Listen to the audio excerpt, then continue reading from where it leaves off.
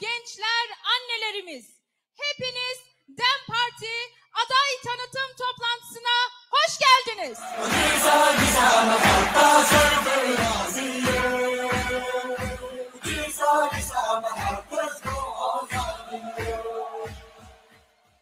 PKT'nin partiya demi, Hefserok'in partiya demi, Nuner'in STK, Sazi u Komale'in me, Huntev bıxiratın, Sersera, Serçavahatın.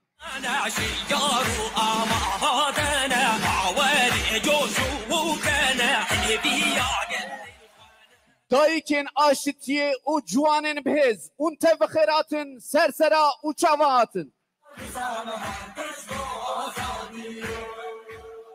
Beriya em dest bi bernamaya xwe bikin, ji bo cangoriyên demokrasî û azadiyê, ji bo giyanê wan ez ve deqekê dawetê rêzgirtinê dikim. Kerem bikin.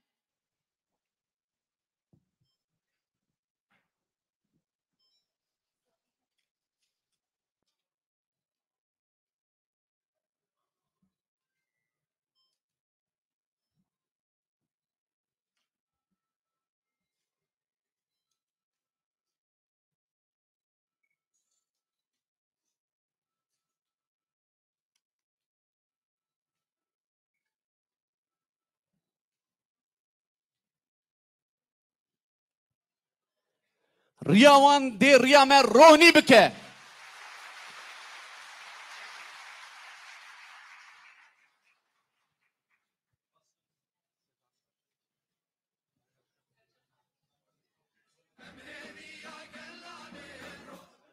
Hevalên hêja wek ku hûn tev dizanin di dîroka demokrasiya Tirkiyeyê me mîrateyek mezin û mayînde hêşt. Tişta kodgotin nabe me teyamula demokrasî û pêşhilbijartinê me di jiyanê da danîşandan. Siyaseta ku em pê bawerin ji bo sibê roja demokratîk û ji bo jiyanek birûmet pêşhilbijartinek demokratîk hewce bû û me bi hev re pêkanî.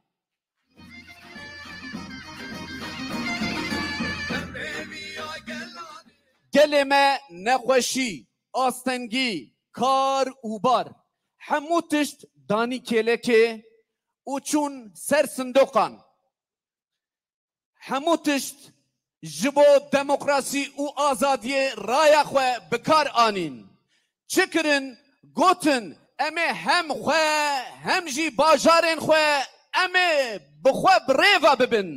Bi saya serê xwedî nirxên vî gelî.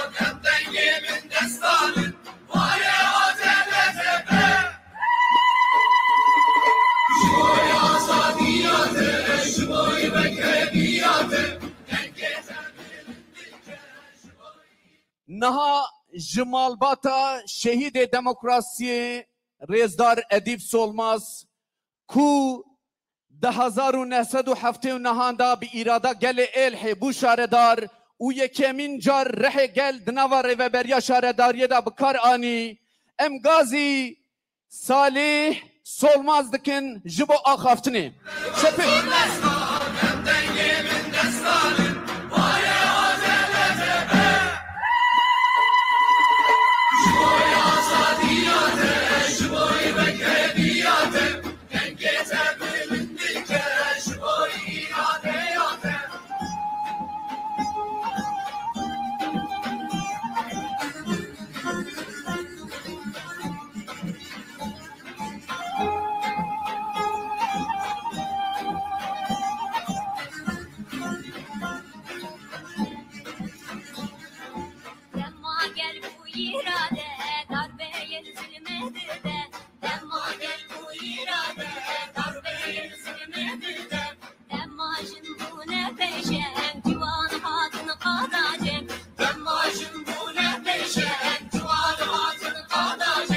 Why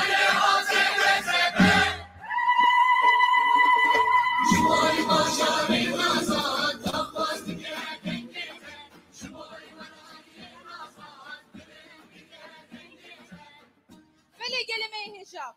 Vakit de zanin ku diroka şaredariya Türkiye'de cerabeyek, tecrübeyek geleki bir kıymet heye. Teri edbem ki Salih Solmaz livre tibkhirati sersera u serçavati.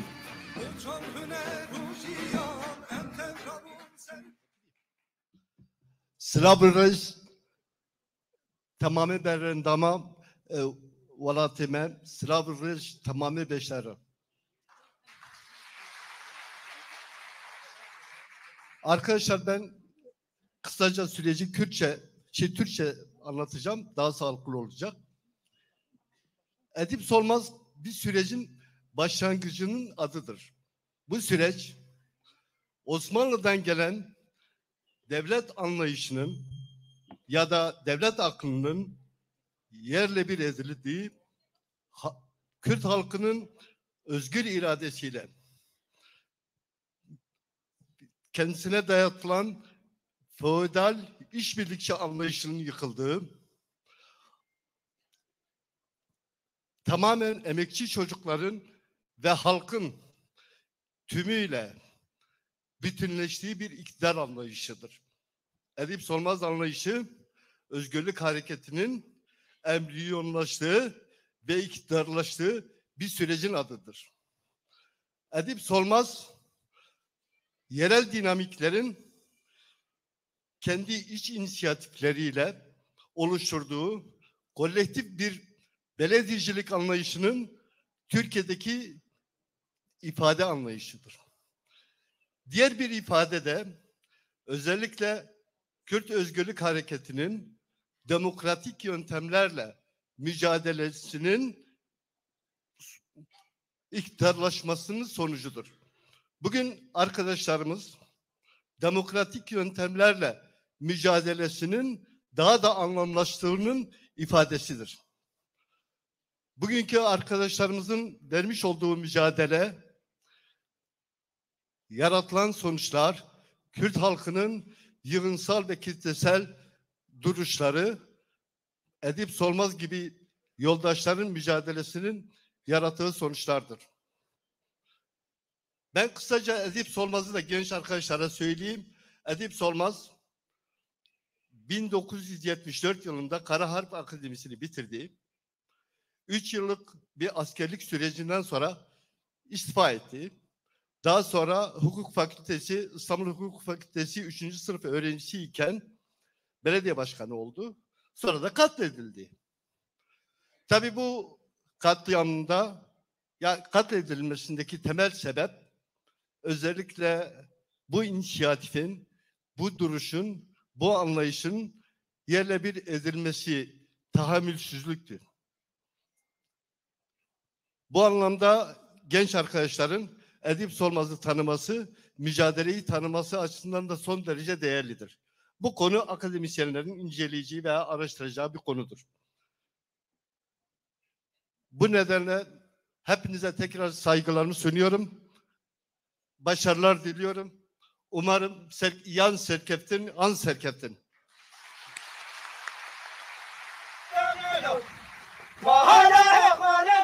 Jirezdar Salih Solmaz ra em gelek spaskin uk çepkin hurt em ibretkin. Böyle geleme hijab. Didiroka şaredariya Türkiye'de terzi fikri CHG giring digre. Jibo behsa ve tecrübeyi bike em kuri terzi fikri Brez Naci Sönmez gazi ser sahne dikim bir çapken var.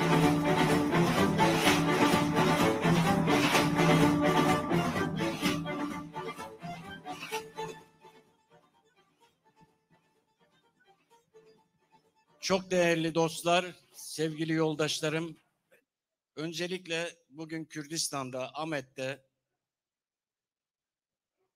beni buraya böyle anlamlı bir günde davet ettiğiniz için hem Terzi Fikri'nin oğlu olarak, hem onun bir yoldaşı, hapishane arkadaşı olarak, hem de onun yoldaşları adına hepinizi öncelikle saygıyla ve sevgiyle selamlamak isterim. Evet, bizim yerinden, yerelinden, çoğulcu, katılımcı, yerel demokrasi anlayışımız elbette bir günde yola girmedi. bir uzun tarihi var. Ve bu tarih her şeyden önce 20. yüzyılın son çeyreğinde 1979 yılında bu ülkenin topraklarında biri Kürdistan'da, Batman'da Edip Solmaz'la ve aynı tarihte 14 Ekim 1979 günü Karadeniz'in bir sahil kentinde o güzelim Fatsa'da terzi fikriyle yola çıktı bu süreç. Ve bizim açımızdan çok anlamlı bir şeydir. Edip Solmaz yoldaşımız çok kısa süre içerisinde katledildi. Terzi fikri ve yoldaşlarıyla başlayan yerel yönetim anlayışı da 9,5 aylık serüveniyle dünya ve Türkiye tarihine önemli izler bırakarak, önemli ayak izleri bırakarak ve takip etmemiz gereken önemli bir anlayışı bize emanet ederek, o da hayatını 5 yıl sonra hapishanede 12 Eylül zindanlarında katledilerek adeta hastalığa mahkum ederek sonlandırdı. Bizim için anlamı şudur bugün.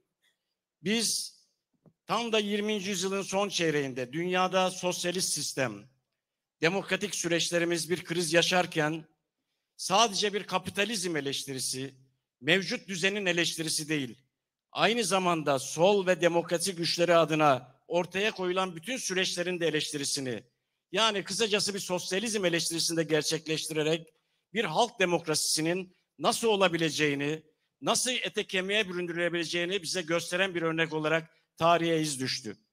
Elbette o coğrafyada bugün ırkçı, faşist bir anlayış ve bir devlet politikası hüküm sürüyor.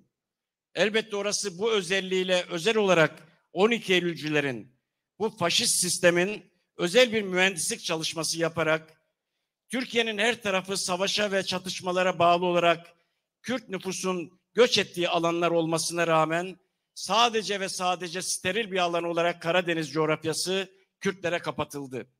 Yani bu toplumda Kürtlerle Türklerin ve farklı halkların birbiriyle etkileşimi adeta istenmedi. Biz buna engel olamadık sevgili dostlar. Ve bugün benim Ahmet'te, bugün bu toplantıda bulunuyor olmam, en azından davet ediliyor olmam, Fatsa'nın yaşadığını, terzi fikrinin tarihe iz bırakarak gittiği o sürecin önemli ayak izlerinin burada takip edildiğini görüyorum. Bu takibin öncelikle Rojava'daki yerel yönetimlerde, oradaki bir demokrasi anlayışında yaşadığını görüyorum. Ve benim için o nedenle Fatsa bir geçmiş değil, bir gelecektir, bugündür. Fatsa sadece tarihsel bir nostalji yapılacak ve öyle takip edilecek ve anılacak bir süreç değildir. O bugün nerede yaşıyorsa, nerede yaşatılıyorsa, o deneyim nerede ruh buluyorsa Fatsa bugün oradadır. O nedenle hepinizi bu önemli süreçte rejime karşı, bu rejimin iktidarlaşma süreçlerine karşı halkın söz, yetki ve karar süreçlerine en etkili şekilde katılabileceği günlere vesile olmasını diliyor ve Fatsa'nın yaşatılmasından dolayı hepinize ayrıca tek tek teşekkür ediyorum. Bugün burada olmaktan tekrar onur duydum. Hepinizi saygı ve sevgiyle selamlıyorum. Sağ olun, var olun.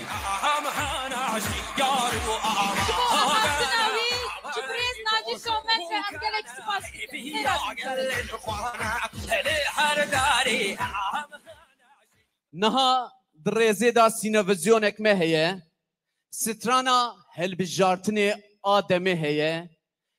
Eger ku hûn amade bin, em dixwazin bu were parve bikin, kerem kin, temaşe xweş. Gelek stranên me yên hilbijartinê hene, ew yê wane. Kerem bikin.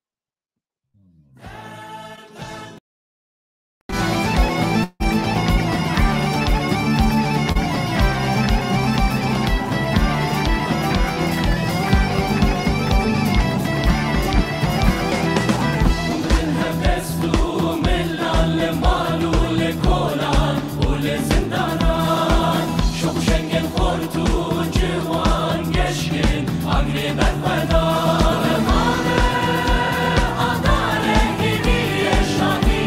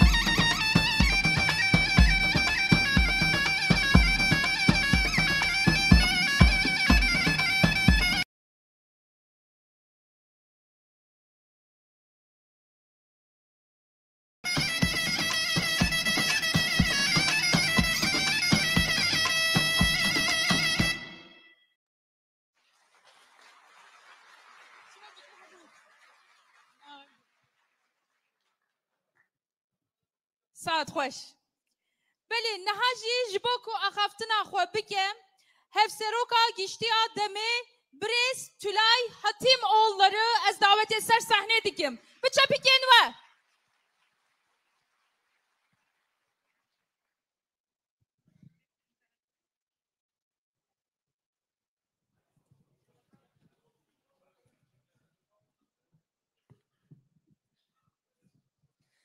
Merhaba hevalno. Hum bi khair hatın, ser sera ser çava hatın. Merhaba ya asdikal a'izza, ehlen ve sehlen bikum cemiyen. Değerli basın emekçileri, değerli katılımcılar ve halkın iradesiyle seçilerek aday olan değerli eş başkan adaylarımız, hepinizi saygıyla, sevgiyle selamlıyorum. Buraya gelirken bir selamı Ankara'dan, adalet nöbetindeki analardan getirdim ve onların şahsında cezaevlerinde devam eden açlık grevlerini ve anaların dışarıda yürüttüğü açlık grevi ve adalet nöbetini buradan saygıyla selamlıyorum ve mutlaka başaracağımıza olan inancımızla onların yanında olduğumuzu iletiyorum. Evet değerli arkadaşlar, bizler bugün biraz önce söylediğim gibi halkın iradesiyle seçilmiş, Türkiye'de ve dünya siyaset tarihinde örneğine az rastlanan bir halk oylamasıyla 100.000'e yakın bir delegasyonun katılımıyla seçilmiş olan belediye eş başkanlarımızın tanıtımı programındayız. Bu halk oylamasına gerçekten başta kadınlar olmak üzere analarımız, gençler, herkes, bütün halkımız yağmur, çamur,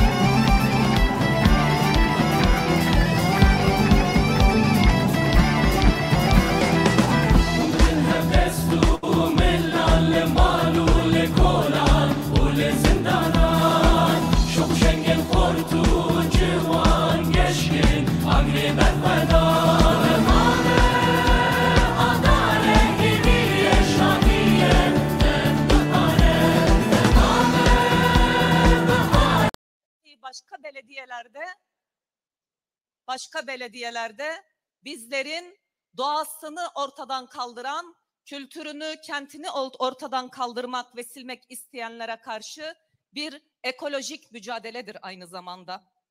Tarihi Sur'da katledilen insanları unutabilir miyiz?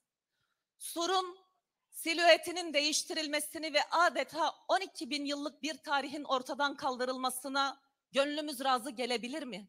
İşte biz o yüzden 31 Mart seçimlerine hazırlanırken Sur'un nasıl tarumar edildiğini, orada insanların nasıl katledildiğini bir an bile unutmadan çalışacağız değerli arkadaşlar. Belediyelerimizde doğrudan demokrasiyi hayata geçireceğiz. Belediyelerimizi doğrudan halkın iradesine sunacağız. Kayyımlar geldi belediyelerimizin etrafını adeta bir hırsız malına korkar ya, belediyelerin etrafında beton bloklar yükselttiler. Belediye ile halk arasına beton bloklar girdi. İşte bizler o blokları darmaduman edeceğiz. Halk oylamasında yaptığımız gibi. Halk nasıl o sandıklara geldi ve sizleri seçti ve belirlediyse, halk aynı şekilde belediyelere gelecek ve o yönetimin ortağı olacak değerli arkadaşlar. Kürt, Türk, Arap, Ermeni, Süryani, Alevi, hiç kimseyi dışarıda bırakmadan hizmet sağlayacağız. Her mahallede, her sokakta hizmetimizle olacağız. Ve değerli arkadaşlar, bu ülkenin, Kürdistan'ın, Türkiye'nin geleceği olan gençler, tarihte görülmediği kadar göç yolunu tutmuş durumdalar. Bizler yerel yönetim anlayışımızla gençlere burada mutlu olacakları ve istihdam edilecekleri ortamları yaratacağız. Gençlerin kendi coğrafyalarında, kendi topraklarında kalmalarını sağlayacağız. Ve bunun için ilk işimiz değerli arkadaşlar, halkın iradesini yok sayan, demokrasinin asgari koşullarından birisi olan seçme ve seçilme hakkına el koyan, gasp eden anlayışa karşı Kürt halkı buradadır. Kürt halkı Türk halkı kadar, Arap halkı Ermeni halkı kadar eşittir ve seçtiği belediyeler, seçme ve seçilme hakkı gereği o belediyeler kendisinde kalmalıdır. İşte bizler bu yerel seçimlerde aynı zamanda bunun siyasi mücadelesini vereceğiz hep beraber. Kayyımları süpüreceğiz değerli arkadaşlar. Tek süpürge yetmez. Her yurttaşımız eline süpürgesini alacak. 31 Mart günü tek tek kayyımları süpüre süpüre kendimiz oralara yerleşeceğiz. Sevgili kadınlar, sevgili kız kardeşlerim, kayyımların ilk saldırıları Kürtçe diline olduğu kadar kadınlara yönelik olmuştur. Binbir emekle kurduğumuz kadın merkezlerimize, danışma merkezlerimize tek tek el koydular. Kadın emekçileri kapı dışarı ettiler. Belediye eş başkanlarını, belediye meclis üyelerimizi hapishanelere gönderdiler. Amidajin Kadın Danışmanlık Merkezi'ne erkek müdür atadılar. İşte onların kadın konusuna yaklaşımlarının en önemli göstergelerinden biri budur. Kadın politikaları, daire başkanlıklarını ortadan kaldırdılar. Kayyımcı zihniyetin kadın düşmanlığını ne kadar anlatırsak anlatalım inanın bitiremeyiz. 1 Nisan'dan itibaren kadınların yerel yönetimdeki kazanımlarını tekrar hayata geçireceğiz. Bizler kadınlarla kentleri yöneteceğiz, kadınlarla kazanacağız, kadınlarla mutlaka başaracağız. Tarihin birçok evresinde değerli arkadaşlar, erkek egemen zihniyet, inkarcı, tekçi anlayışla kadınları ve bütün farklılıkları öteki saymıştır, asla yönetimde onları ortak görmemiştir. DEM Parti'nin yönetim anlayışında kadınlar çok önemli bir belirleyendir. Biraz önce kadın eş başkan adaylarımızı burada tanıtırken şu örneği bir kez daha bütün dünyaya göstermiş olduk. DEM Parti kadın konusunda yaklaşımı başkadır. DEM Parti hakikaten bir kadın partisidir. Mor çizgimiz olan bu kazanımlarımızı kıskançlıkla savunacak ve koruyacağız. Yerel demokrasinin güçlendirilmesi, demokratik, çoğulcu, cinsiyet eşitlikçi bir toplumsal dönüşümün yolunu hep beraber açacağız. Bunun için kadınlar sosyal, siyasal, toplumsal, ekonomik süreçlerin tamamında inşacı olacak değerli arkadaşlar. Yerelden merkeze kadar, köylerimizden, evlerimizden, mahallelerimizden çıkıp belediyelerin yönetimlerine biz kadınlar olarak her yerde katılım sağlayacağız. Bu seçimlerde demokratik, ekolojik, kadın özgürlükçü yönetim anlayışının bereketli tohumlarını ekeceğiz. Tohumlar boy verecek ve Anadolu, Mezopotamya topraklarında dalga dalga yayılacak.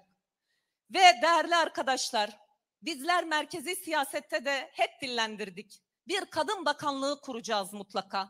Bizler mutlaka ve mutlaka ne olursa olsun kadınların eşit temsiliyetinin sadece kendi partimizde değil, Türkiye ve Kürdistan siyasetinin tamamında yer bulması için çaba içinde olacağız da. Tıpkı nasıl bakanlık istiyorsak, bunun yerel iz düşümleri olarak yerellerde kadın politikaları daire başkanlığını hep birlikte kuracağız. Ve kadınlar buralara gelirken hangi partiye oy verdiklerinden bağımsız olarak sadece kadın olarak böyle bu merkezlerimize gelecek ve buradan hizmet alacaklar. Kayyımı gönderdikten sonra kapatılmış olan bütün kurumlarımızı kadınlar olarak yeniden tek tek açacağız.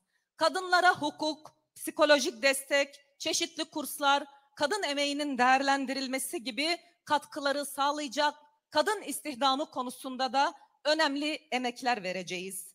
Özel harp politikalarına, asimilasyon politikalarına karşı kültür ve dil çalışmalarını yoğun bir şekilde gerçekleştireceğiz.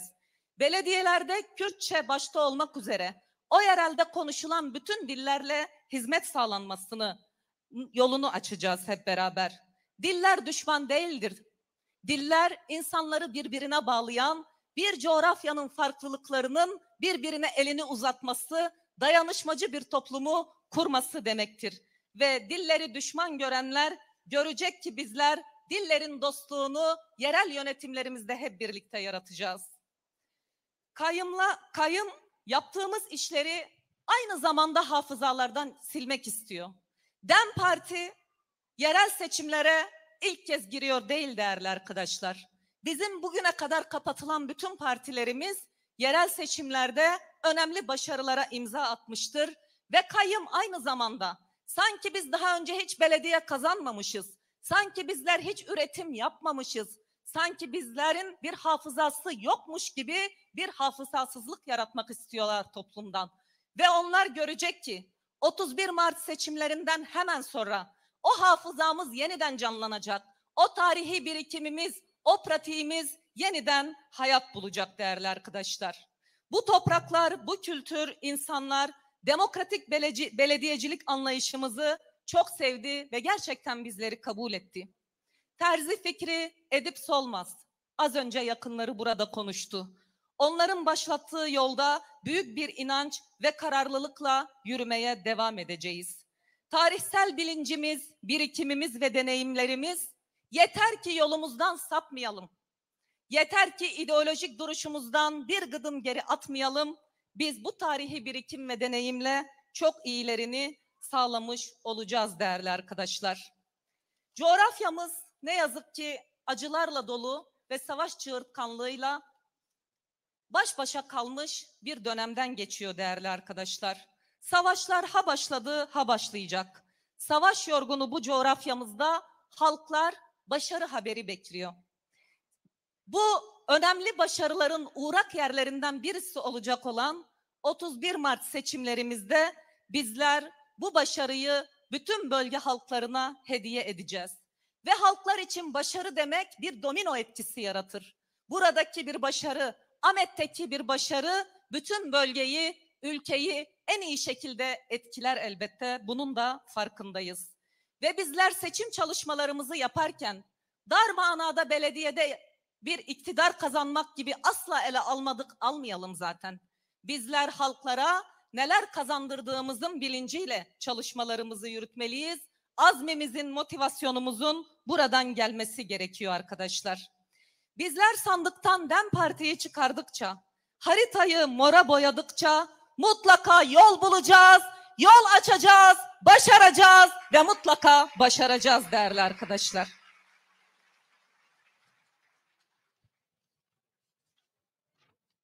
Evet, bugün burada halkımız tarafından seçilmiş olan eş başkan adaylarımız var.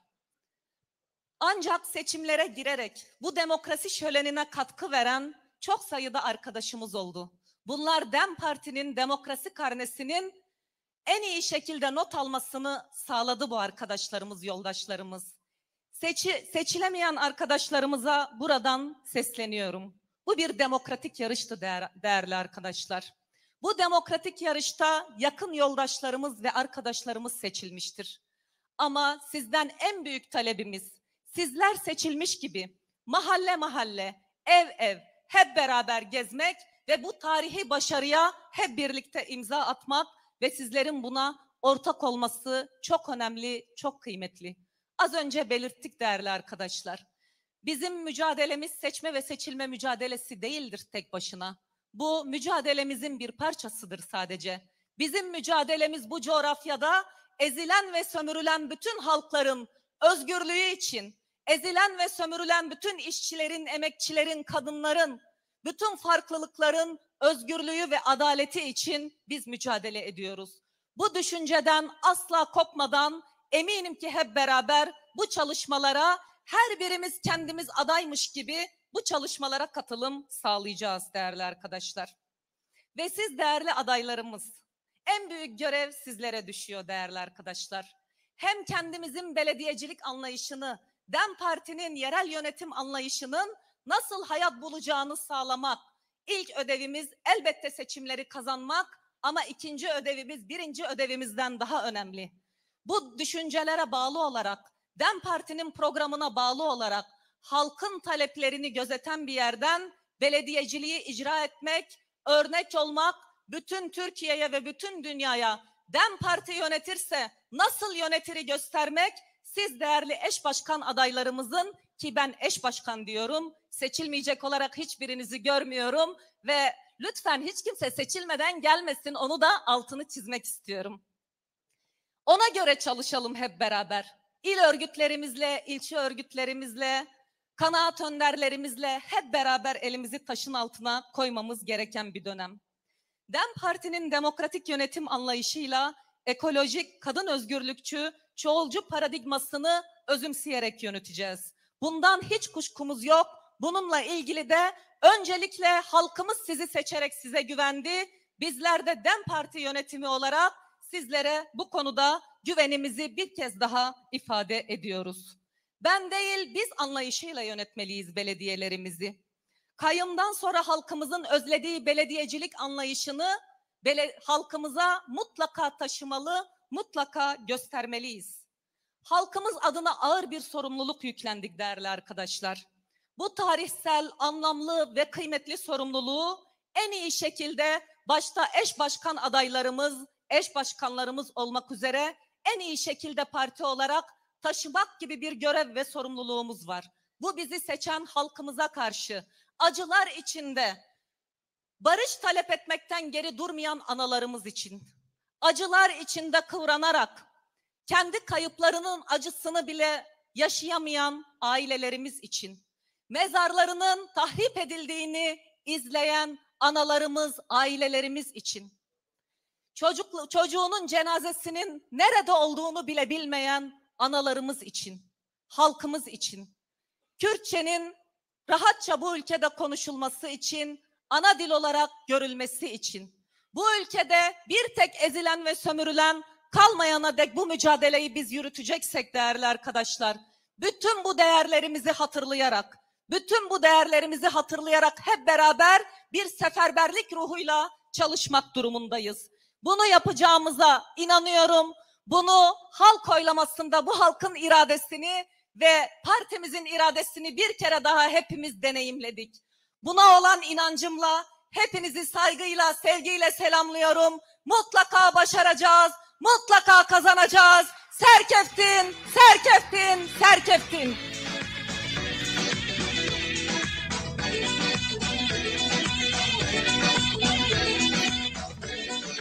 ام جهف سروکا خواه جریزدار تولای هاتی مغلو را گلک سپاس کن چپکه کی خورد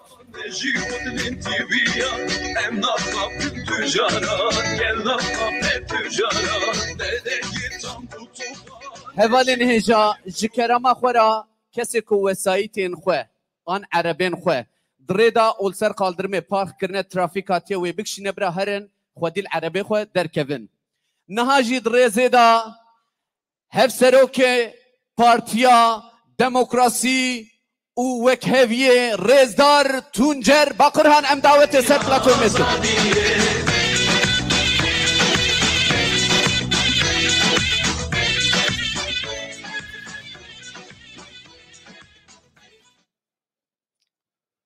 Merhaba, Geli Ahmet'i, Muheyrat'ın, Serçeva Serserahat'ın.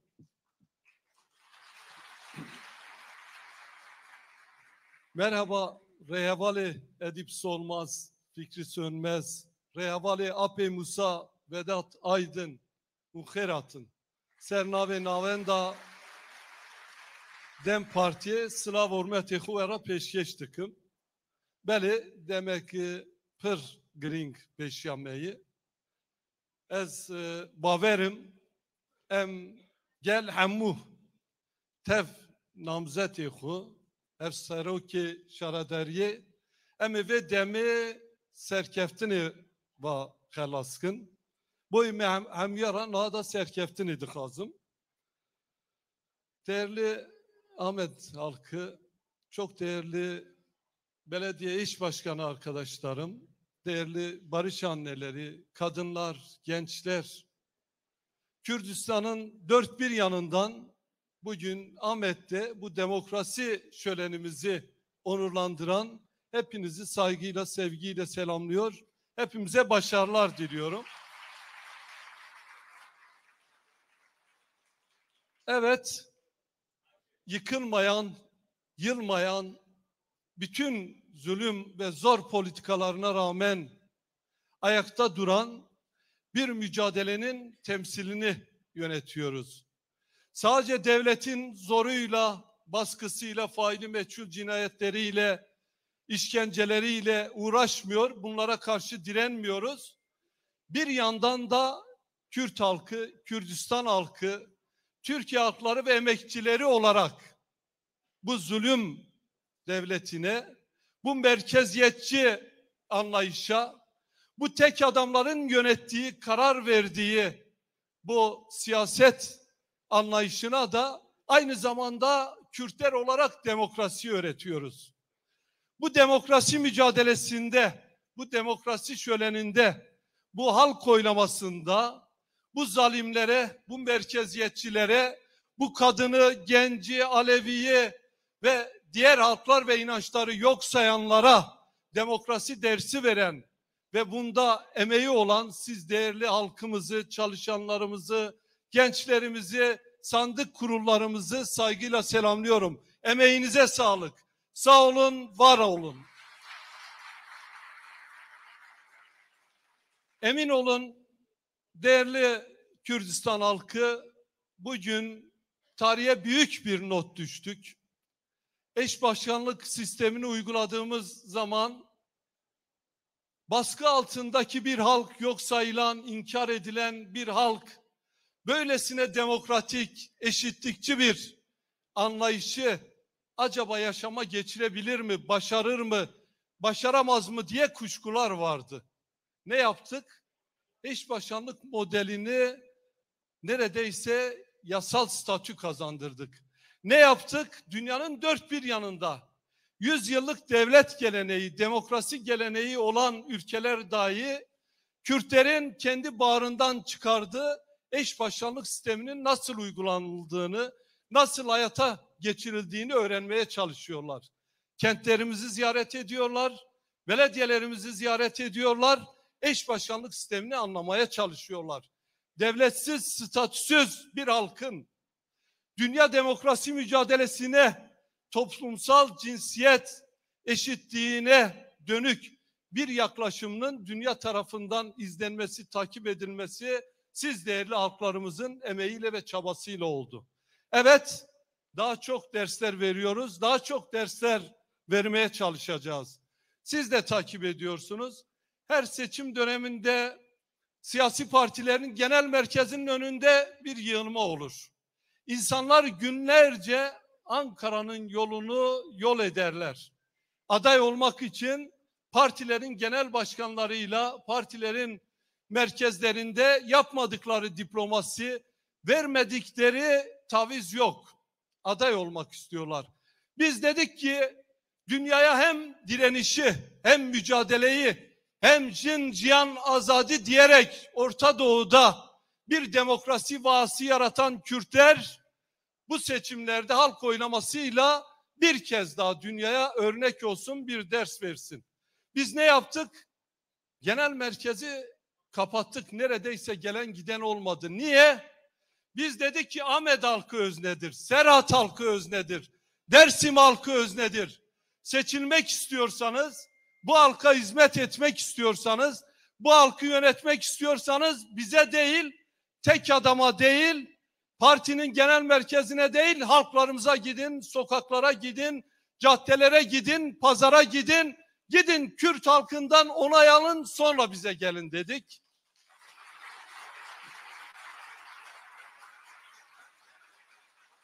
Ve emin olun değerli halkımız, bunu da başardınız. Sizlerden ne kadar onur duysak, gurur duysak azdır. Sıkıştığımız her dönemde, zora düştüğümüz her dönemde yardımımıza koşan sizler, büyük bir demokrasi örneği vererek bu halk oylamasını da başarıyla sonuçlandırdı. Sizlere bin teşekkürler.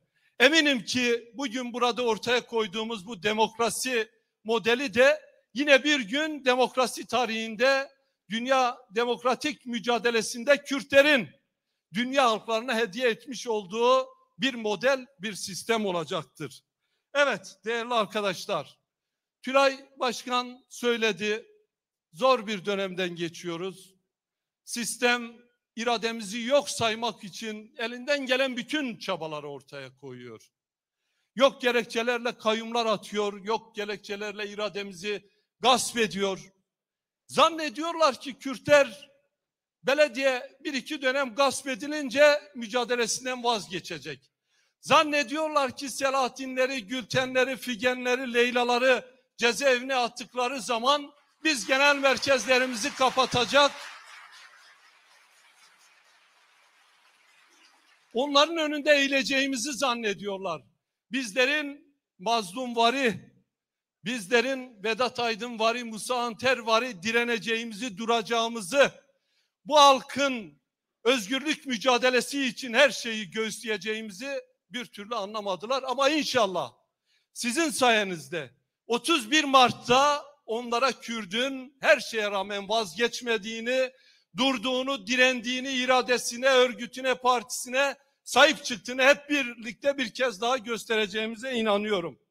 Değerli halkımız, kayyumlar atadılar. Yani kayyumu anlatmaya gerek yok. Kayyum hırsızlık demektir. Yolsuzluk, usulsüzlük demektir. Bunu biz söylemiyoruz, yanlış anlamayın.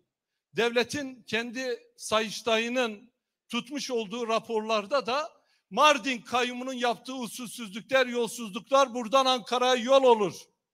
Ahmet kayyumlarının yapmış olduğu usulsüzlükler, inanın La Casa de Papel dizisi vardı. Onun senaristlerini, yazarlarını bile şaşırtacak niteliktedir. Eminim ki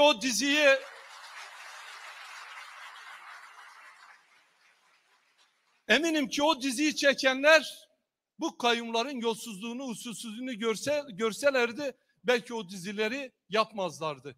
Kayyum kadına düşman, Kürt'e düşman, dilimize düşman, Ape Musa ismine düşman, Celalet Bedirhan ismine düşman, kayyum Kürt'e düşman, Kürt'ün varlığına düşman, Kürt'ün iradesine düşman.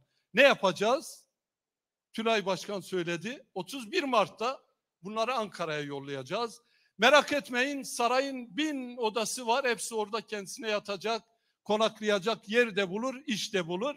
Biz kendi işimize bakarak Kürt toplumunun, halklarımızın, bölgede yaşayan insanlarımızın daha özgür, daha şeffaf, daha demokratik bir anlayışla yönetilmesini hep birlikte sağlayacağız. Evet, burada sizlere büyük görevler düşüyor. Değerli barış annelerim, beyaz tülbentli anneler, barış mücadelesinde örnek olan anneler. Ev ev dolaşacağız, gitmediğimiz kapı bırakmayacağız. Bunların kaçak seçmenlerine karşı biz 2 tane seçmen kazanacağız. Bunların bütün polisleri, askerleri, kolluk kuvvetlerini taşıyarak irademizi gasp etmeleri karşısında durmayacağız, dinmeyeceğiz, el birliğiyle çalışacağız. Bunlara Kürt'ün nasıl bir iradeye, nasıl bir çelik iradeye, inada sahip olduğunu hep birlikte göstereceğiz. Buna eminim, buna inanıyorum. Sizler yoktan var ettiniz. Sizler adı, dili, ağızlarına alınmayan bir halkın mücadelesini, gerçekliğini ortaya koydunuz. Sizler Rojava'da milliyetçiliğin, muhafazakarlığın, dinciliğin hüküm sürdüğü, kadının, Kürt'ün yok sayıldığı bir coğrafyada büyük bir devrim yarattınız. Şimdi eminim ki hep birlikte Kürdistan coğrafyadaki halklarımızla birlikte bizim bağrımızdan çıkmayan, bize ait olmayan, her şeyimize yabancı olan bu kayyumları göndereceğiz. Değerli halkımız, çok fazla belediyelerini anlamak istemiyorum. Sadece kayyumlar değil, AKP'nin belediyeleri de iyi yönetemiyor. Ağrı Belediyesi'nin ne halde olduğunu Ağrılı hemşerilerimiz çok iyi bilir. İnanın köstebek yuvası çamur içerisinden yürünmüyor. Bingöl Belediyesi deprem bölgesi olmasına rağmen depremin ne olduğunu bilmiyor. Deprem hattı üzerinde iskan veriyor, imar izni veriyor. Sanıyor ki deprem oradan es geçecek. Bingöl Belediyesi'ni batırmış, bitirmiş, borçlandırmış. Dersim Belediyesi'nde Tunçeli zihniyetini ortadan kaldırarak, Dersim'in gerçek evlatlarını iktidara taşıyarak demokratik yerel yönetimlerimizi oraya da götürmek durumundayız. Kars kayyumu namaz kılıyor ama vallahi yapmış olduğu yolsuzluklar yol olur. Yani bunların namazı, ibadeti bir yere kadardır. Mesele rant olunca, mesele Kürt'ün iradesi olunca, mesele Kürt'ün inkarı olunca bunlar her şeye karşı çıkarlar, takkiye yaparlar. Velhasılı kelam AKP'yi yönetmiyor, ülkeyi yönetemediği gibi belediyeleri de yönetemiyor. Bize kayyum atamasının sebebi örnek modeller ortaya koyduğumuzdandır.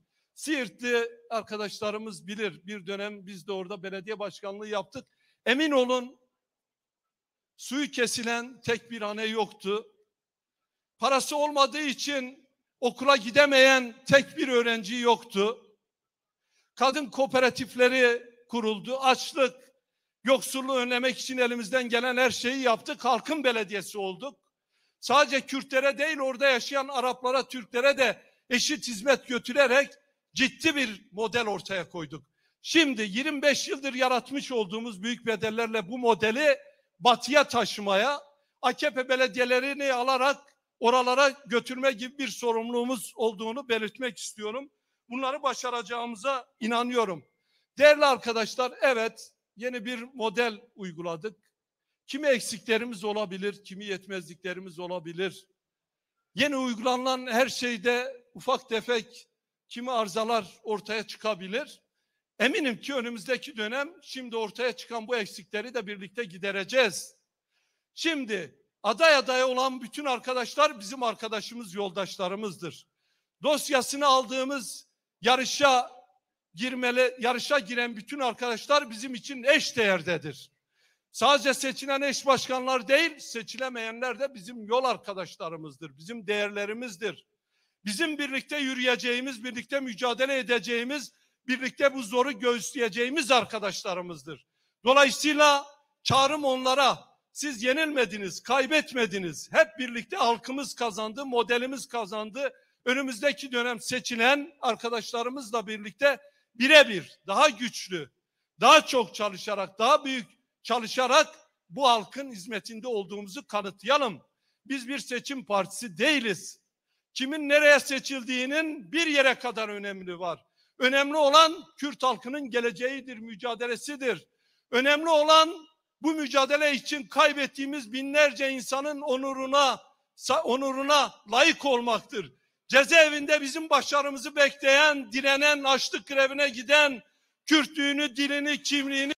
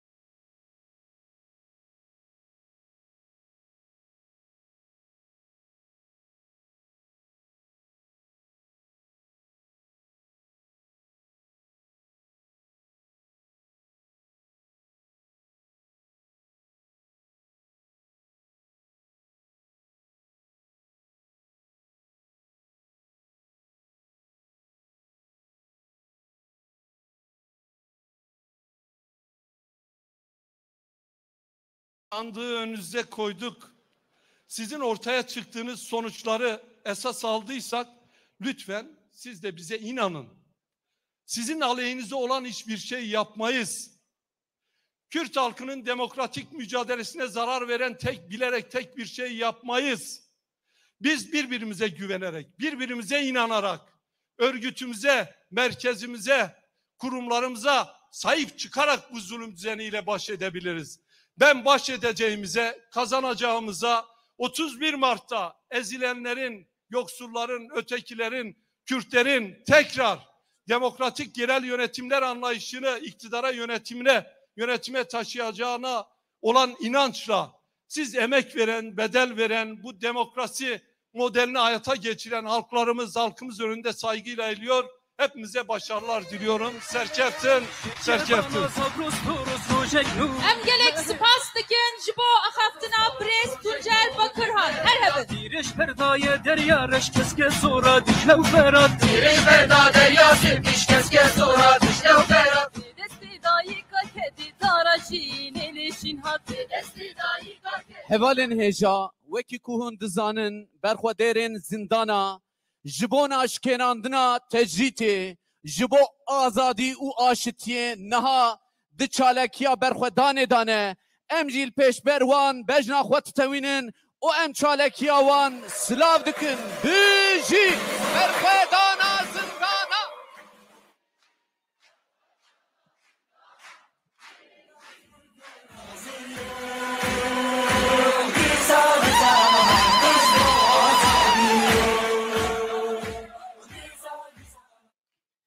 Hev serokatî kevneşopya siyaseta Kurdanê. Hev serokatî bizrê li Hîlwanê 1979 de dest pê kiriye û heta îro hatiye. Hev serokatî demokrasî bixwe ye. Hev serokatî fikra aqilê kolektîf e. Hev serokatî çand û huner e. Hev serokatî xweza bixwe ye. Hev serokatî خطا memore. Belê gelemeyê hêja em ê anaha hemû namzedên xwe yek û yek bajar bi bajar gazê ser sahneyê bikin. Dizanim salona me pir tij ye. Ji bo wê ez em alîkarî ji we dixwazin. Namzedên me bila bêne aliyê pêş ji kerema xwe ji bo ku bila sirkülasyon xweştir çê bibe. Em ê bi bajarên Agiriyê, Bitlisê û Wisa berdewam bikin Colemêrgê. Ji bo silavdayînê em her du hevserokên giştî ez dixwazim gazî bikim ser sahnê. Birêz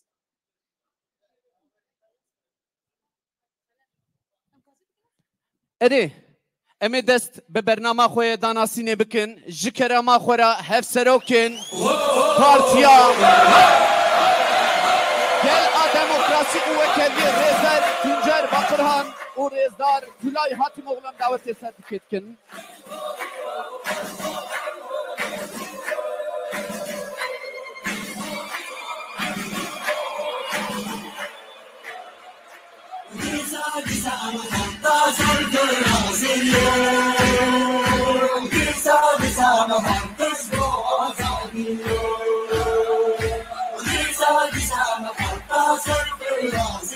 Ere Wadiye kedi Hevserokên Partiya DBP Rêzdar Keskin Bayındır em davetê ser diketkin û Rêzdar Çiğdem Kılıç Günüçar davetê ser sahnê dikin.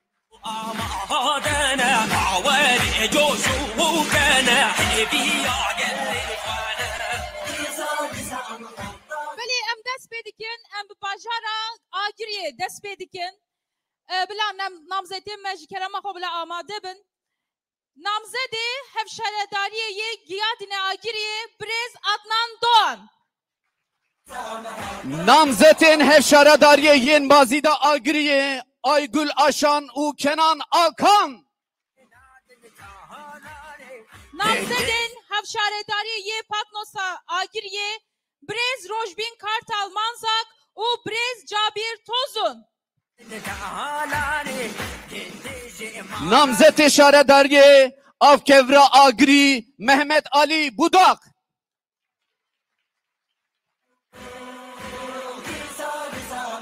Namzedê hevşaredariyê yê Tutağa Agiriyê Birêz Mahmud Tataş. Namzetên hevşaredariyê yên Agiriyê Rêzdar Hazal Aras û Mehmet Akkuş.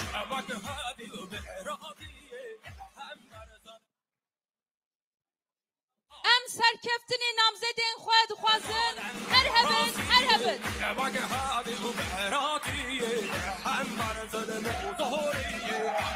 Hemû hevserokên ê Agirî ji kerema xwe re em dîmenek bigirin.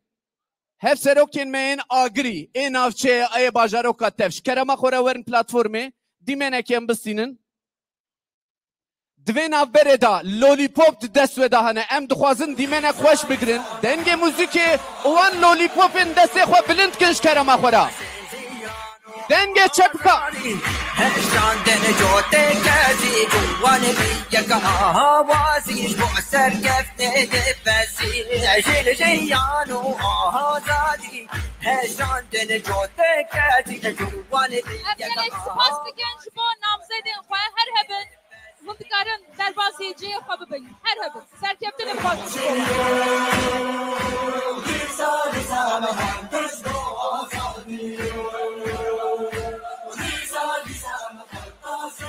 Namzetên hevşaredarên Betlîsê ji kerema xwe re xwe amade bikin. Namzetê hevşaredariyê yê Exlata Bitlisê Rêzdar Erkan Akbudak. Namzedê hevşaredariyê yê Pirxusa Bitlisê Birêz Mehmet Afif Yıldızlı. Namzetê hevşaredariyê yê Norşîna Bitlisê Rêzdar Mehmet Şirin Üncü. Namzedên hevşaredariyê yê Mizana Bitlisê Birêz Hediye Çetin Kocaman û Birêz Kerem Uğur. Namzetên hevşaredariyê yên Tatka Bitlisê Esma Aydın û Rêzdar Hüseyin Öztürk.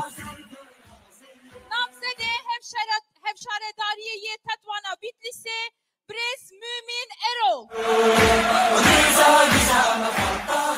Namzetên hevşaredariyê yên Bitlisê Rêzdar Sümeyye Kızıltepe ve Enver Barin.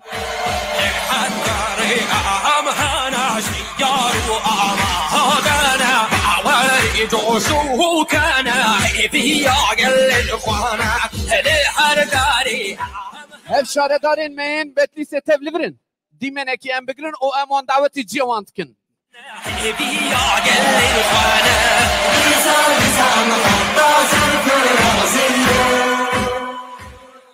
Bajarê Colemêrg û Çewlikê bila hevalên me xwe amade bikin ji kerema xwe. Namzedên hevşaredariyê yên Şemzînana Colemêrgê Birêz Nazdar Öpegin û Birêz Naif Eroğuz. Namzetên hevşaredariyê yên Gevera Colemergê Rêzdar Şadiye Kırmızıgül û Şoreş Dirî.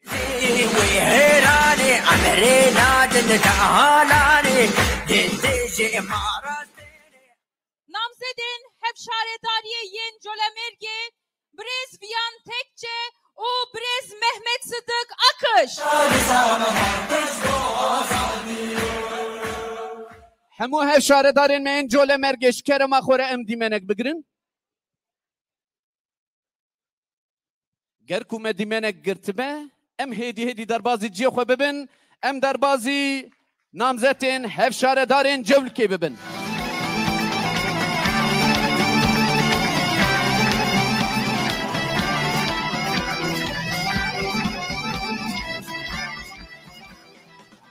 Namzetên hevşaredariya yên Kanîraşa Çewlikê Rêzdar Sühre Eroğlu û Mehmet Genç. Namzedê hevşaredariyê Çewlikê Birêz Aydın Bürçün.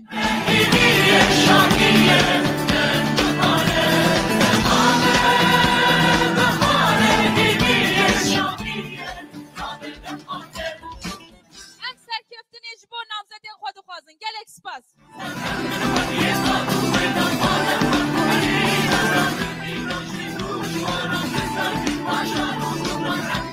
Ana hajî em derbasê namzedên bajarê Erzurumê dibin.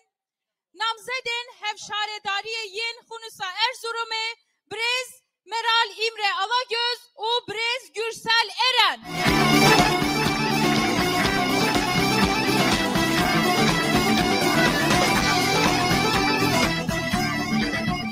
Namzetê hevşaredariya yê Kereçana Erzurumê Rêzdar Kazım Erhan.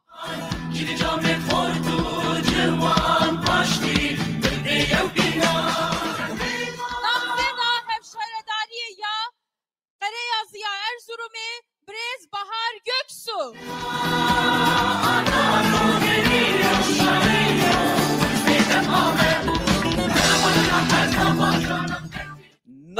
Namzetê hevşaredariyê yê Tatosa Erzurumê Rêzdar Abdurrahman Sever.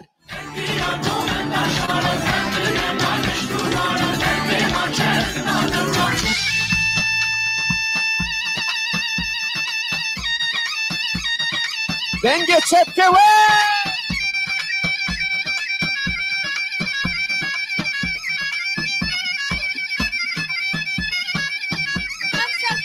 Namzedên xwe re dixwazin. Belê ana hajî bajarê Êlihê di rêzê de ye.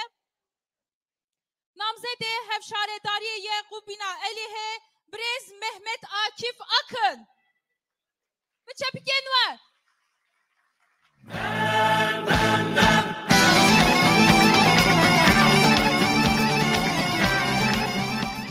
Namzetê hevşaredariya Kercosa Êlihê Rêzdar Yılmaz Süfhi Aslan.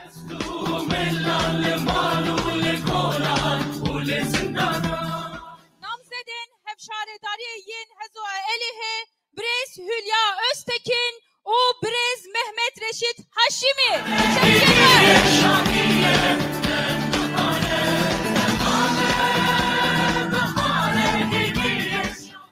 Namzetê şaredariya Eskîfê bajarê Êlihê Rêzdar Mecid Tokdemir.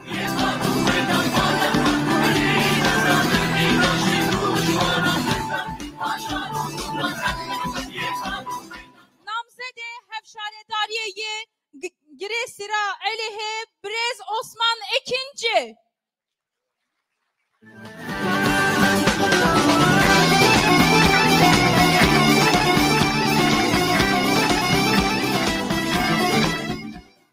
namzeta Aviskeya Elhe Rezdar İbrahim Karabulut.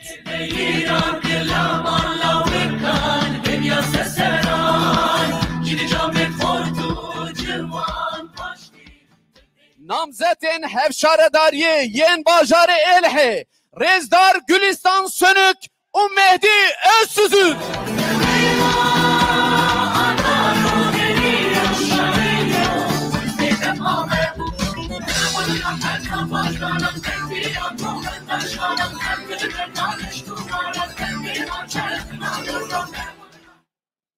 Gelek serxire be, serkefti be emdimene ki bidirin. Pozitif ayrımcılık istiyoruz. Bizi. Serkeftim.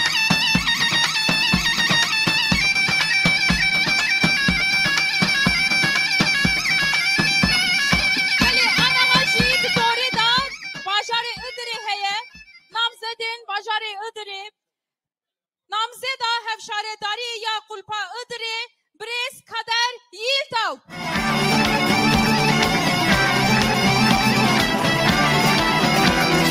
Sepik sepik.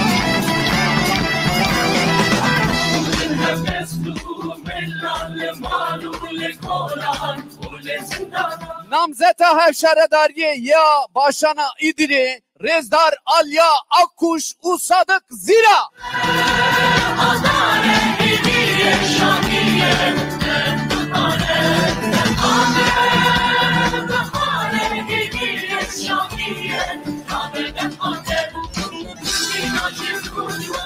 Namzedin hevşaredariyin halfeliya ıdırı. Brez Yıldız Tendik Parım. O Brez Yaşar Sarıtaş.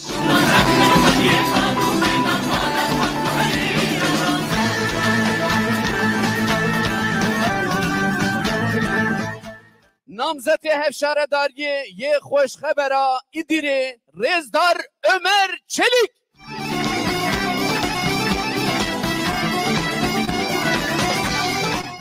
Namzedin hevşaredariyin ıdırı. Brez Necla Kum. O Brez Mehmet Nuri Güneş. Bıçak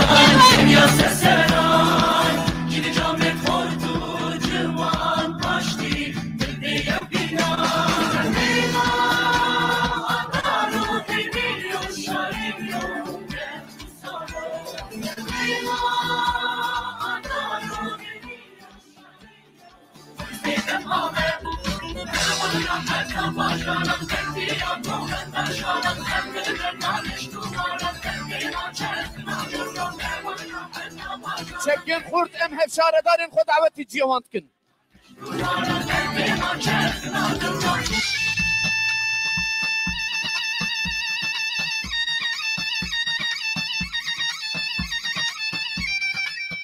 Namzetin hevşaredarin Mersin'i şkerema khora xo amade bikin.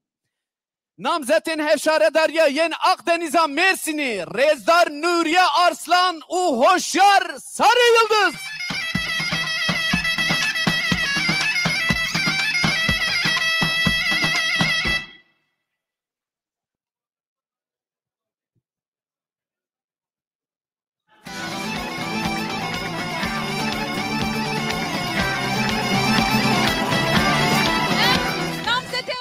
serkeftini duxwazin gelek spas dikin.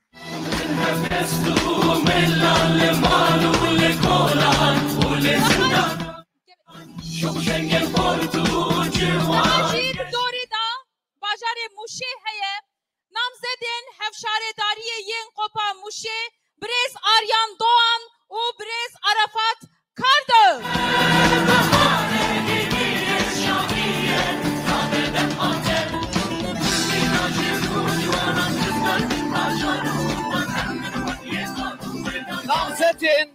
Namzetin hevşaredariye yen Malazgira Muşi Rezdar Gülistan Özel u Ahmet Kenan Türker.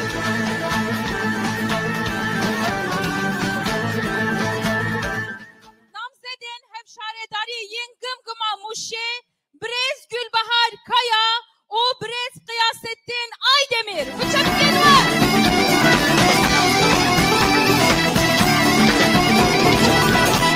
Ya başı değil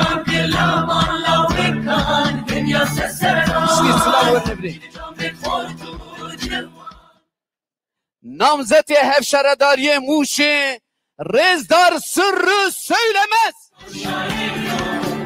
Kerem Kuvar'ın geldi.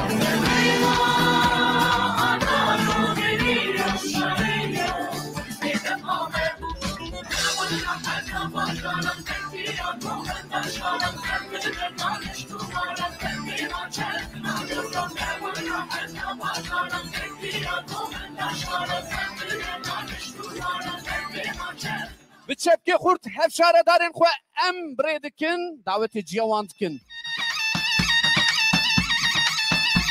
Ana hacî di dorê da bajarê Qersê heye. Namzedên hevşaredariyên dîgora Qersê Birêz Ülker Özakti û Birêz Adem Oyman.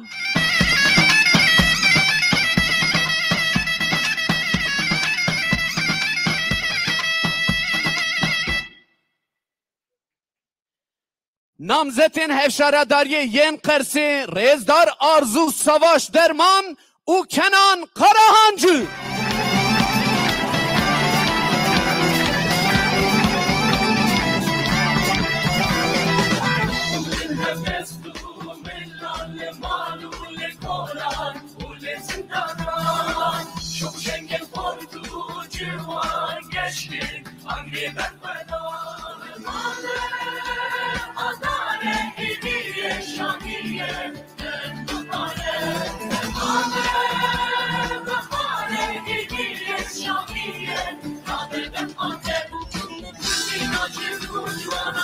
Gelek spas dikin ji namzedên Qersê re. Serkeftin.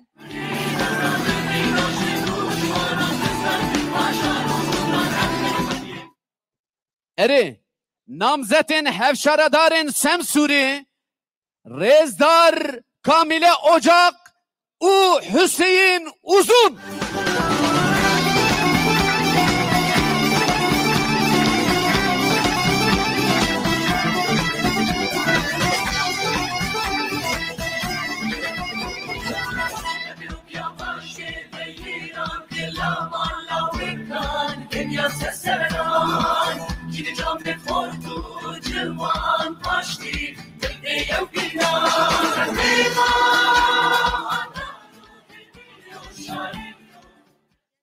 Ana hacî di rêzê de bajarê Sêrtê heye. Hevalên me bila xwe amade bikin.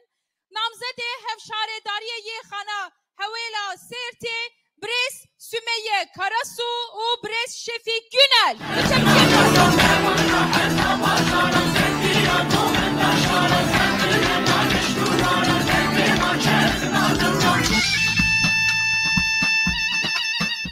Namzeta hevşaredariyê ya Veysel Qiraniya Sêrtê Rêzdar Berfîn Evren.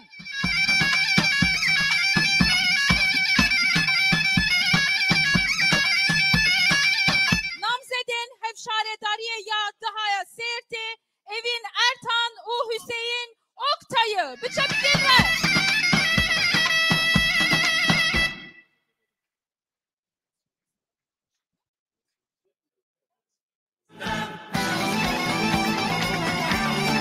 Hevşaredarên me Veysel Qirani Rêzdar Enes Sêdîn jî sersera serçava.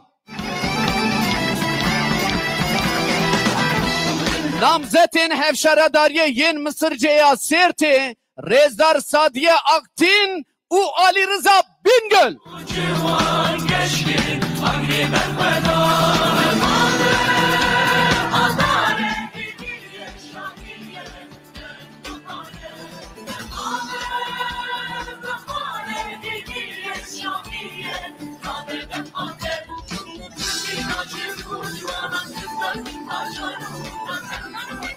Namzedên hevşaredariyê yên Comanya Sêrtê Birêz Medya Atak û Birêz Nedim Yüksekbağ. Biçebikin me.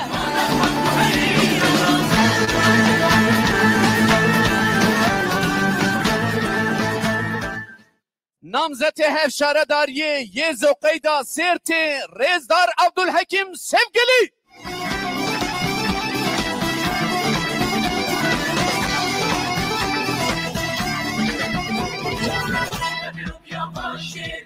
Namzedê hevşaredariyê yên Sêrtê Birêz Mehmet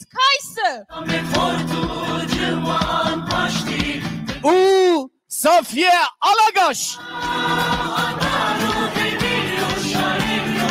Gelin heja veki ku tezanin namzeda hevşaredariya meya sirti Brez Safiye Alagaş do hat bincav girin. Li mıxabın hej ne hatiye berdan em slavê xwe ji bo wê dişinin.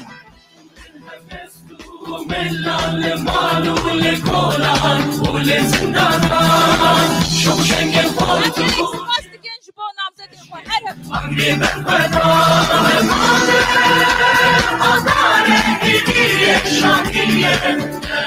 Namzetên hevşaradarên Şirnexê ji kerema xwe da xwe amade bikin. Namzetê hevşaradariyê yên Cizîra Şirnexê Rêzar Güler Tunç û Abdurrahim Durmuş. Biçe bikeke xor.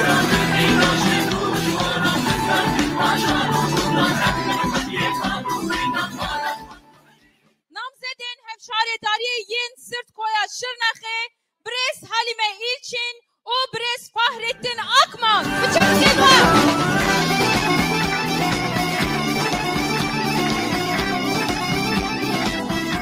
Namzeta hevşaradariyê ya Qilabana Şirnexê Rêzdar Ferîde Ender û Ali Ürek.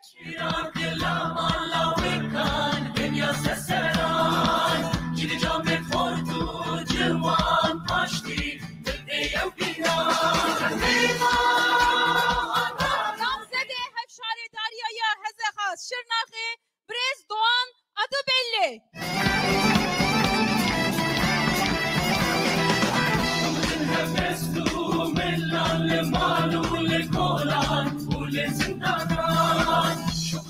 Namzetê hevşaradariyê yê Dêregula Şirnexê Rêzdar Asker Gündüz.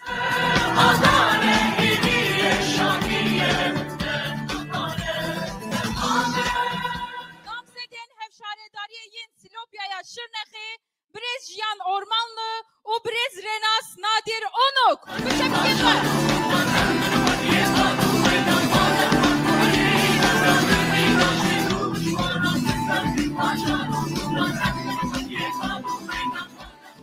Namzetên hevşaradariyê yên gundikê Meleya Şirnexê Rêzar Gülsüm Atak û Ferit Artuç.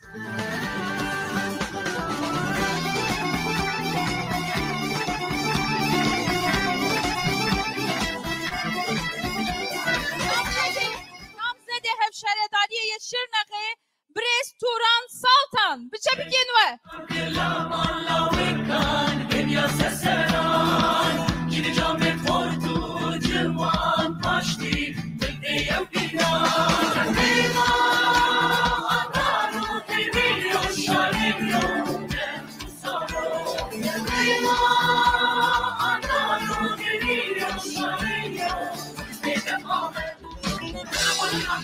Em gelek spas dikin ji bo namzetên xwe her hebin serkeftin ji bo we hemiya.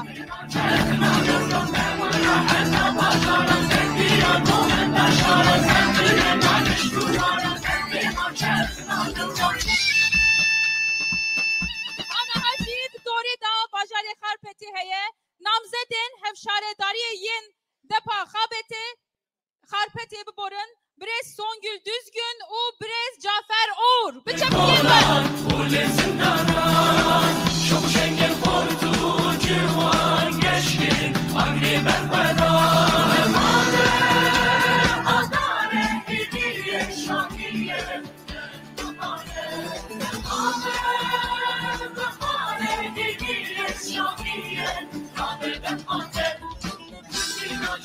Çepkekî Kurteman davetî cîwan dikin. Gelek spas.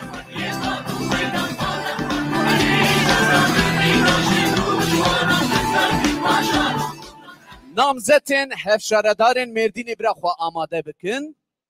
Hêdî heycana me kelacana me gereka bilindtir bibe. Dengê çepkin we.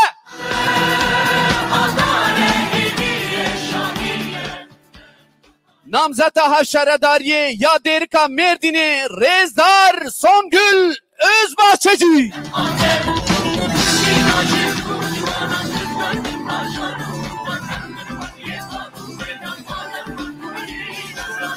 Namzedên hevşaredariyê yên Kosera Mêrdînê Brez Hamdiye Bilek Turgay u Brez Zeyni İpek.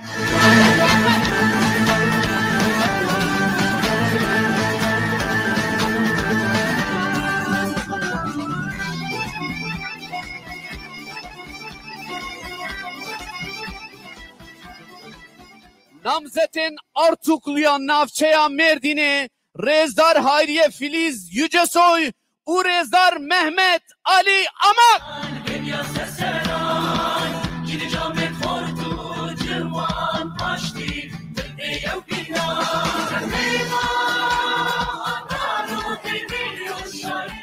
Namzeda hemşaredariye yen Şemraha Merdin'i Brez Kudret Uçuk.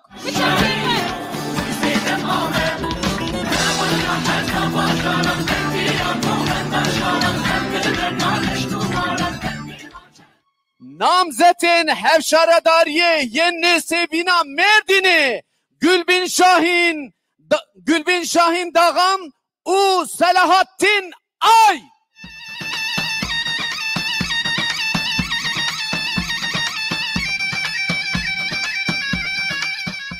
Namzedin hemşaredariye yen Stevra Merdin'i Brez Hatice Öncü u Brez Selahattin Önder.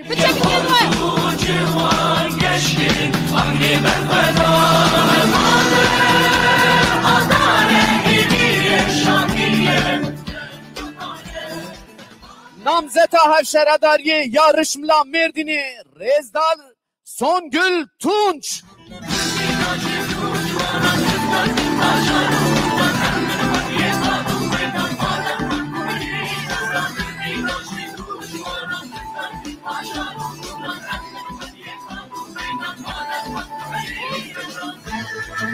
Bu Namzedin hemşaredariye Bacarı Mazın a Merdin'i Brez Devrim Demir o Brez Ahmet Türk.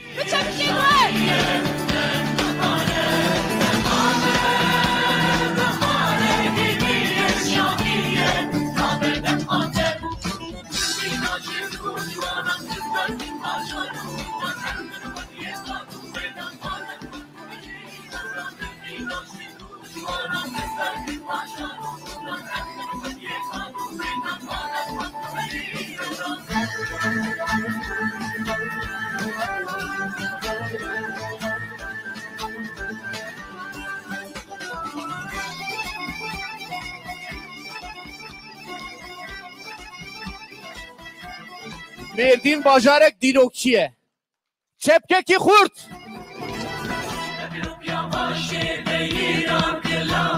Em gelek spas dikin ji bo namzedên xwe.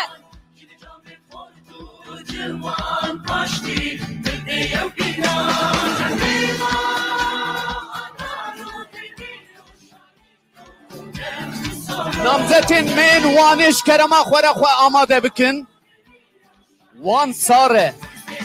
O lazım e namzetin me bilezu bezherini verin. Jber ko tev zindine. O mina. Çelengane. Namzetin hevşaredariye yen Elbakavani. Rezdar Şengül Polat. U Feyzi Caner.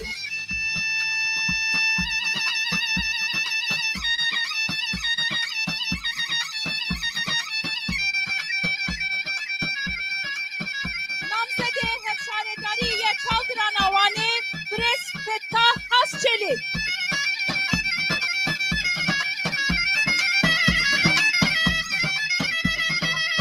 Namzeti hevşaredariye ye Şakavani. Rezdar Reşat Eraslan. Keremke.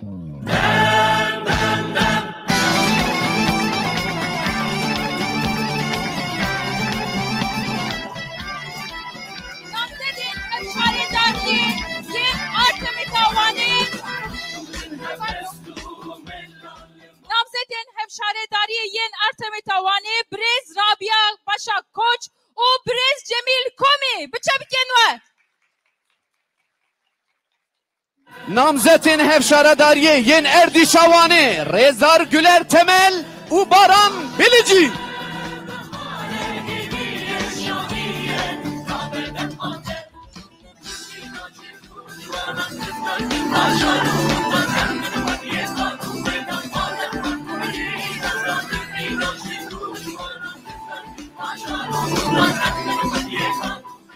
Namzeta hevşaredariye ya Westana Wanê Rêzdar Kübra Akti.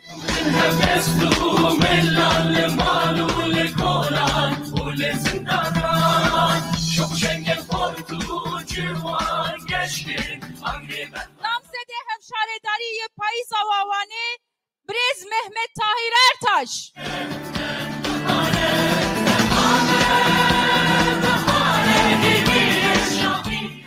Namzetin hevşaredariye Yên Rêya Armuşê ya Wanê Rêzdar Canan Uzunay û Cevdet Altındağ.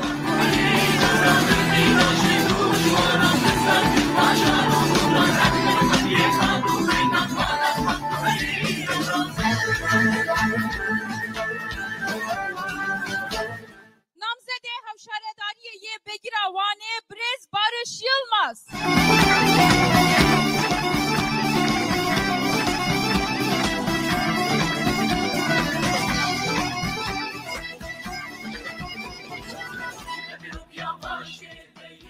Namzeti hevşaredariye Ye Qerqeliya Wanê Rêzar Ecevit Ceylancı.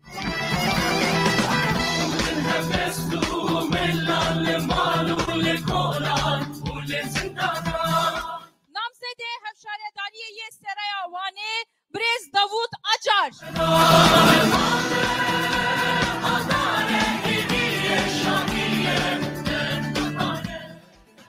Em hinek yusa ovald karin Nivi brahinek paş ve erej boko ciçi be maşallah wan kalabalık navçe eme gelekin çepek bavanı.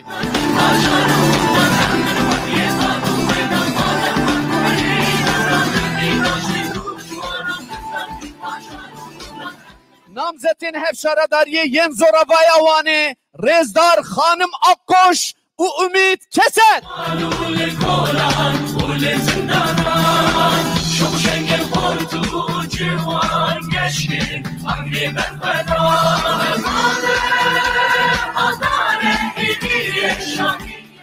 Namzedin hevşaredariya Bajarê Mezin Avanê Brez Neslihan Şedal û Brez Abdullah Zeydan.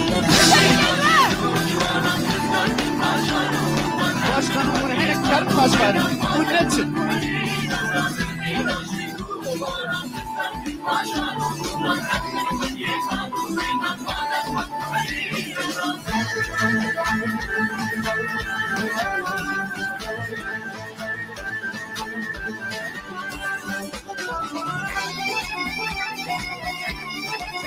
Kurt ez bo namzedê Wanê dixwazim. Her hebin. Kerem bikin.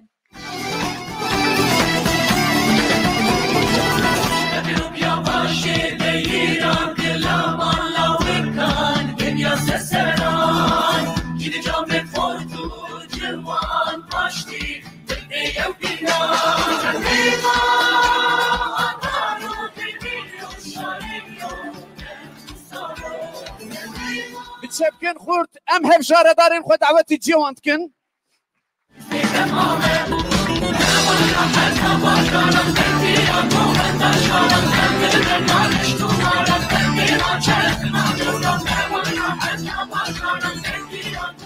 Gelime hêja kemasiyek çêbûye em lê borna xwe dixwazin.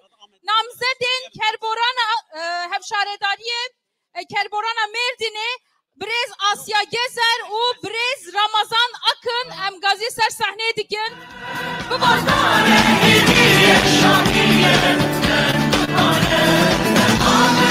Cîwarê berxwedanê kerboran de kerem ke.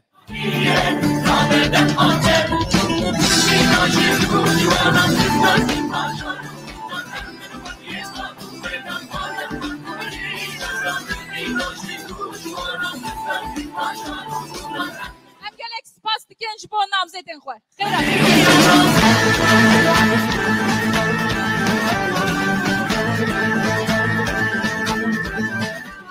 Daha jî demdema Amedê. Belê. Ferî deqeyekî qîma me bi van çepkan naye ev enerjî kolser ekrana bi vî şeklê xwe bike me îflas kir. Denge çepkan tilîliye.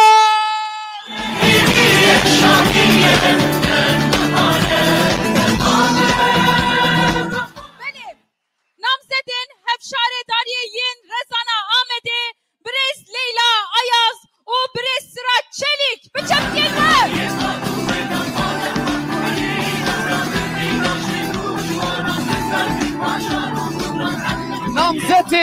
namzetin hevşaradariye yen Bismillah Ahmet'e Rezdar Mizgin Ekin u güven Tanrı kulu. Çok şengel koydu civan geçti Agri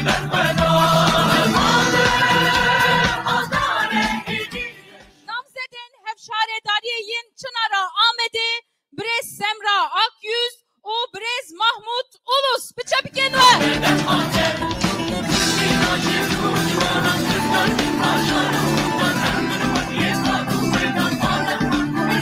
Şkerama koreverin bimleji. Namzetin hevşaradariye yen Gela Ahmet'e Rezdar Bahar Karakaş Ulu u Mehmet Zülgüf Polat.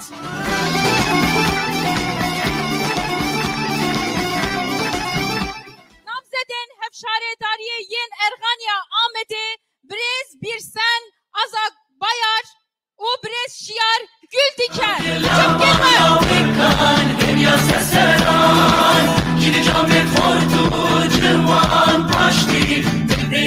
Namzetin hevşaradariye yen Haniye Ahmet'e Rezdar Besile Narin u Hamdullah Demir. Çok şengel koydu civan geçti Agri Namzedin hevşaredariye yen Hezroya Ahmet'e Brez Hasibe Yazdık o Brez Erhan Güven.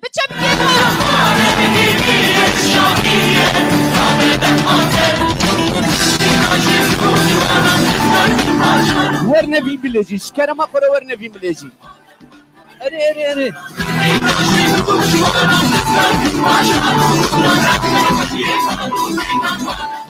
Namzetin hevşaradariye yen Peyasa Ahmet'e Rezdar Berivan Gülşen Sincar u Cengiz Dündar.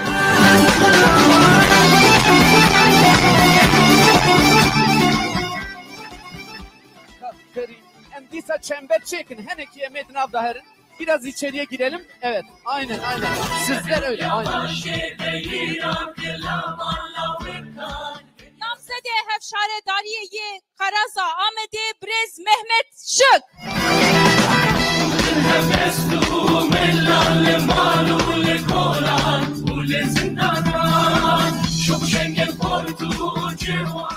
Namzetin hevşaradariye ye Pasura Ahmet'e Rezdar Fatma Ay u Murat İpek.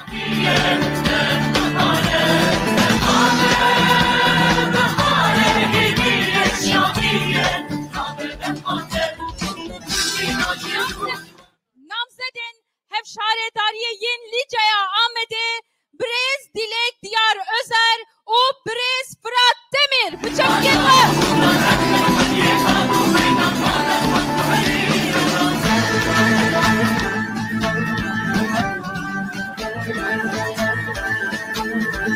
Başkanımın azizu delal şkerama khora un heneki paşvaherin Ahmet kalabalığı Cilser platformu namine emi civekin dibe cic dilateng dibe cici teng nabe.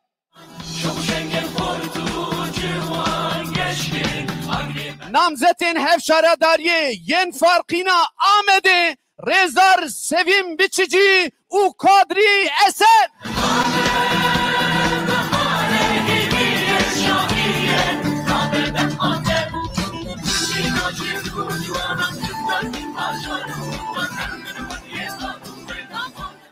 Namzedin hevşaredariye yen Sura Ahmet'e Brez Fatma Önkol o Brez Adnan Örhan.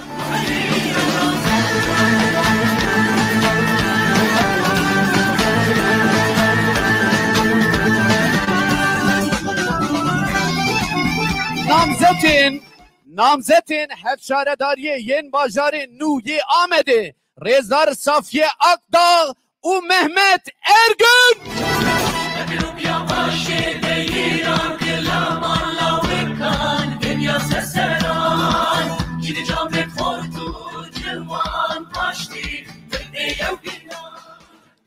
Namzedin hevşaredariye Abajare Mezzin Ahmet'e Brez Serra Bucak o Brez Doğan Hatun. Bıçak gelme.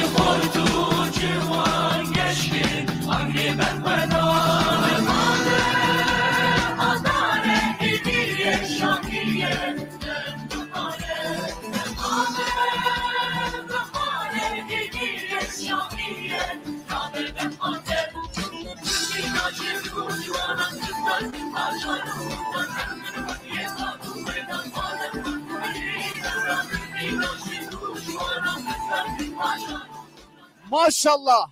Vaka Suri Ahmet'e me bendek çekiriye. Tu astengi uzordari xwelbermen nagre.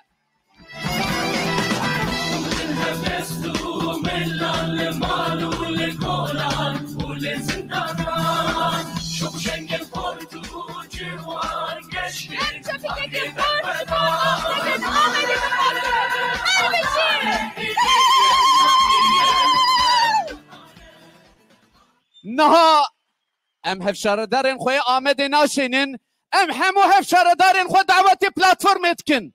Bira keremkin dîmenek xurt em ê bigirin. Lêbelê beriya wê ji kerema xwe bila van aliyan vala bikin ji bo ku bila tevlî hevî dernekeve. Hemû namzetên xwe em vedixwînin ser sehnê. Tenê hevşaredar. Birine em nabêjin namzeta. Hevşaredarên me tenê bira ji kerema xwe re werin. Erê. Erê. Kadeqeyekî bira ê dirêj kerema xwe re li paş bin êkin werne pêş ji bo ku wallahî kadraja kamerayê nebawerim ew qasa bigire lê em ê henekî hewil bidin. Erê henekî paş ve em dikarin herin. Erê. Biraz platformun gerisine gidebilir miyiz? Arkasına aynen. Hevalên çapêmenî ji bıçak paş Hemû ve hevser. hevalno. Hevalên çapêmenî ji kerema xwe ji bil ku em ê pêşiye jê hevalan dayînin. Tamam. Hevalên çapêmenî ji kerema xwe hevalno. Hevalno ji kerema xwe. Hûn dikarin erdê jî rûnin. Biborînin. Hevalno bila hemû namzetên me bên bişne em wêne bikişînin. Biborînin. Vey maşallah, vey maşallah. Denge çepikan, denge tililyan.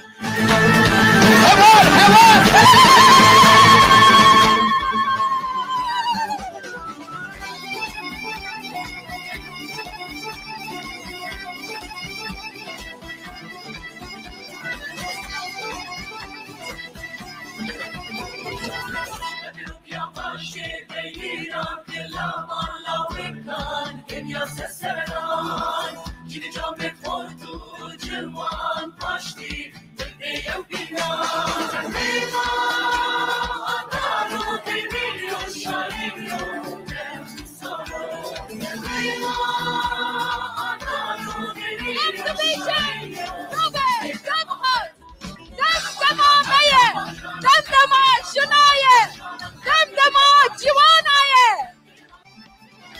Dem dema gelle bin deste. Dem dema demokrasi u azadiyeye. Dem gelir, devran döner. Biz bu oyunu bozarız.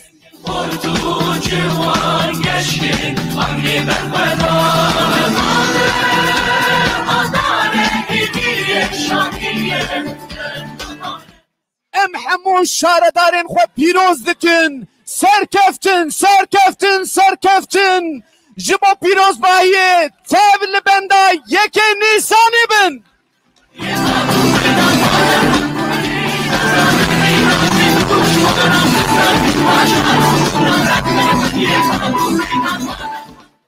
Hevalno mizginiyekê xwe ji bo me hemûyan namzeda hevşaredariya me ya Sêrtê hevala me ya Safiye Alagaş hatiye berdan. Me gotibu bu oyunu bozarız. Dehere Safiye Alataş dib xêratî. Azadi! Cem! Cihan! Azadi! Cem! Cihan! Azadi!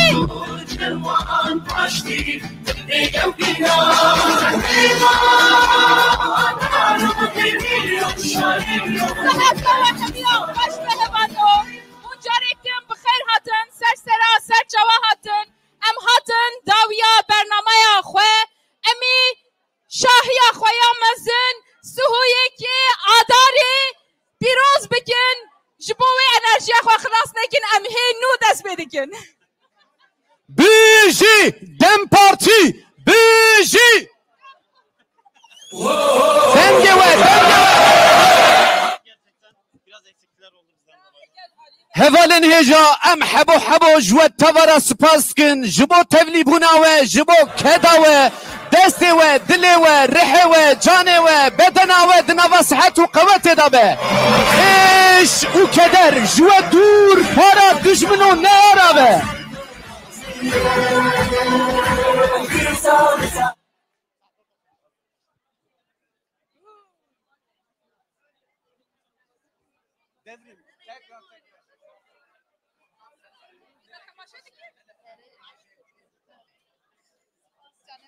Biz bu oyunu bozar.